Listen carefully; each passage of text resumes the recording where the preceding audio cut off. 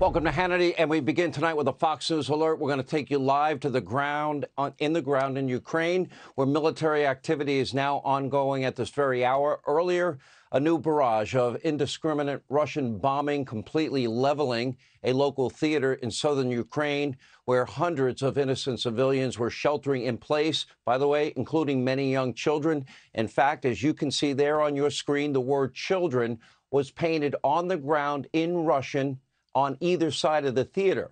But Russia blew it up anyway, and now an untold number of innocent kids are dead tonight.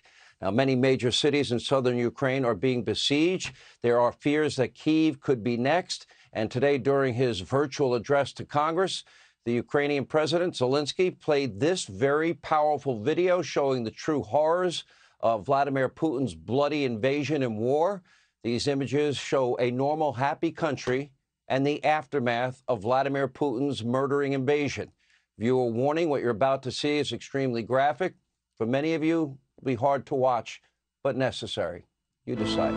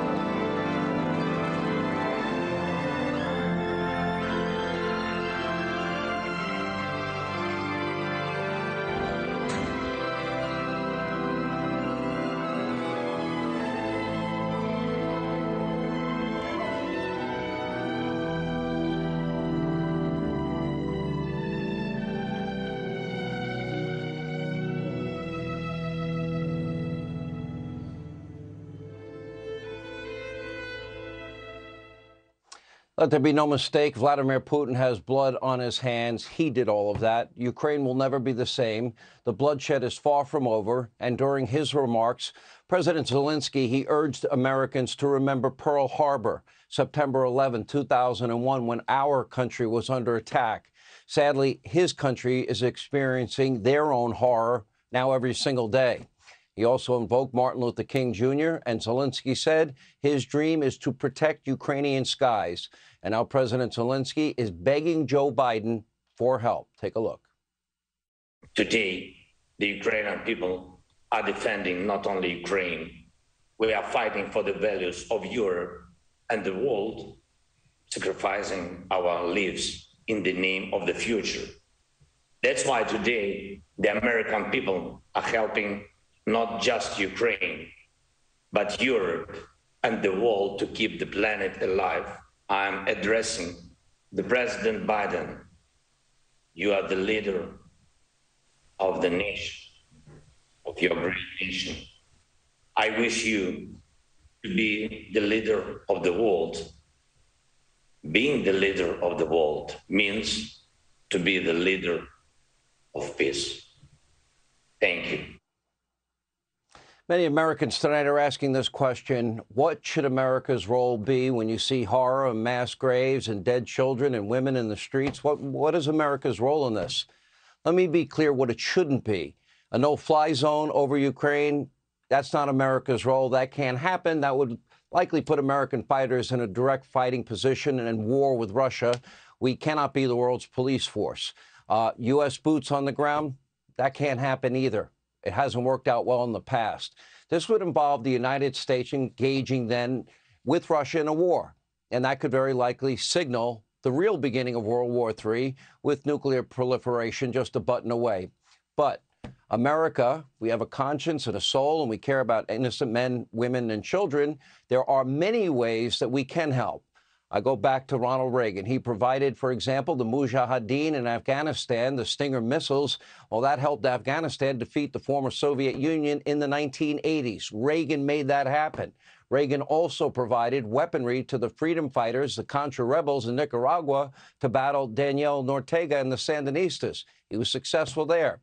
Reagan never put a single American boot on the ground. These weapons help these freedom fighters defeat bad actors. We should learn the lessons from Reagan. Give Zelensky what he's asking for, the weapons that they need so they can battle back against Russia. The Ukrainian people, frankly, they've shown incredible courage and effectiveness so far against Russia. They are showing their willingness to do their own fighting. They're just asking for the tools of war. The late, great Charles Krauthammer once wrote, "Enter the Reagan Doctrine, which relies on indigenous revolutionaries to challenge, for reasons that parallel but need not coincide with ours, the Soviet Empire and its periphery." Now, this strategy effectively countered the Soviet communists, like I said, in places like Central America, again, without putting an American boot on the ground and not risking a single American life. This is similar to what President Trump did in 2017 with great success in Iraq. This is after Joe Biden and Barack Obama let this ISIS caliphate build out. Without a large group presence, Donald Trump utterly destroyed the ISIS caliphate using modern weaponry and technology to do it, pushing buttons in Tampa, Florida, and with pinpoint precision, taking out one target after another. And 2 years later, President Trump utilized a similar strategy. He took out Iran's top terrorist, Soleimani, with a drone strike in Baghdad right there on the tarmac of an airport, again, without putting a single boot on the ground. Trump projected peace through strength. This is peace through strength. Look, I am a registered conservative. I like to say when people ask me, the media mob likes to, how do you describe your political philosophy? Well, I'm a Reagan conservative. I'm a Make America Great Again conservative, a Save America conservative, an American First conservative. Now, the Reagan doctrine worked. The Trump doctrine worked. We need to remember these important lessons from both Trump and Reagan and apply them to any future conflict where American interests and the cause of freedom are at stake. And now in Ukraine, without the possibility of American air power or boots on the ground, it is critical that the U.S. take a moral stand, and Europe especially, give Ukraine the ability to protect their own skies. And that would include sending dozens of MiG-29 fighters that were offered from Poland. But unfortunately, our weak and frail and cognitively struggling president, Joe Biden, single-handedly nixed that plan, and today he refused to answer any questions about the decision to block these critical planes from being put to good use by Ukrainian pilots. Take a look. Mr. President, what will it take for you to send the Polish MiGs that President Zelensky is asking for? I'm not going to comment on that right now. I'm not going to comment anything other than what I told you. Thank you. They told me I'm not allowed to take questions. They get mad at me and everything. If I take a question, they tell me I'm not allowed. I won't get my ice cream tonight. Anyway, we need to be brutally honest here. I don't trust Biden. I don't trust Kamala Harris, and I don't trust Nancy Pelosi. They are all pathetically weak in terms of the leadership. The top three people, there's your chain of command, and they are enthusiastically cheering on Zelensky. That's fine, while denying him the planes that Poland was willing to give him. American politicians generally, we learned this through COVID. We've learned it in past wars. They are not to be trusted. I don't trust most of those swamp creatures in Washington. The last 60 years has taught the United States a lot. Politicians, they're all gung-ho. They start their wars. They send our national treasure, our kids, to go fight these wars. They don't fight to win these wars. They politicize them some point thereafter and then say, oops, never mind, it's hurting my poll numbers. And they do that after how many American kids fought, bled, and died? How many come home severely wounded? Debilitating injuries. Never again. We can never trust them again. But we can stand on our principles, the leading one being freedom. Now, meanwhile, Europe, I have a message for you tonight. You've got to step up to the plate. This war is in your backyard, not our backyard. It's time for you to pay your fair share and your full dues to NATO. It's time for you to get these important weapons and supplies to Ukraine and get them there one way or another and stop asking Joe Biden for permission.